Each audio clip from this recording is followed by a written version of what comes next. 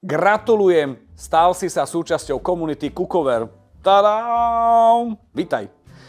Na začiatok mám pre teba 3 úplne jednoduché recepty, ktoré som zvládol aj ja. Ľadová káva, risotto a buchty na pare.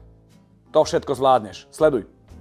Nie je to žiadna veda pripraviť si ľadovú kávu, pretože recept je v Cookoveri.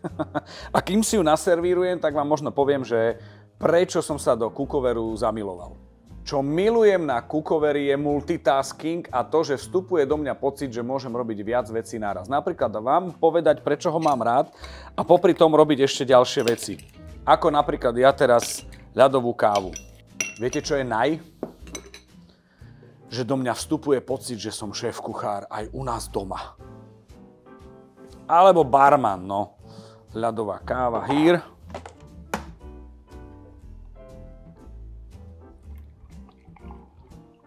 A za toto ma miluje moja žena. Skúste to aj vy. Je to easy. Cookover povie, čo treba robiť a vy to urobíte. Druhý recept má ukrytý v sebe talianske DNA. Jednak je to risotto, ale aj Cookover má talianske DNA. Nikdy som si nemyslel, že Cookover dokáže urobiť takéto risotto. Je to easy. Sledujete postup. Ak náhodou niečo tam nie je, čo máte alebo nemáte doma, idete ďalej. Cookover je kamarát, ktorý vie variť risotto.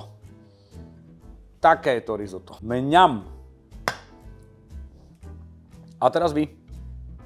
Ten tretí recept sú buchty na pare. Jedlo, ktoré sa v určitom momente vytratilo z môjho repertoára. Nemyslím varenia, ale konzumácie, pretože som nemal taký kontakt so svojou starou mamou, ktorá mi to pripravovala.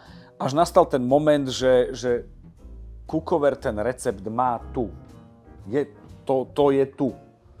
To znamená, že sme doma. Teraz doma, keď sú buchty na pare, tak ja som, že tačík navaril. A pritom to je Cookover. Rob to aj ty. Je to easy.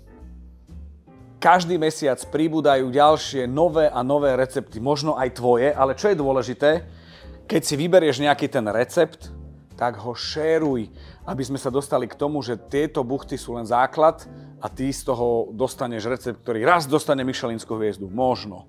Teším sa na to, že budeme si vymieňať a postovať recepty, pretože sharing is caring.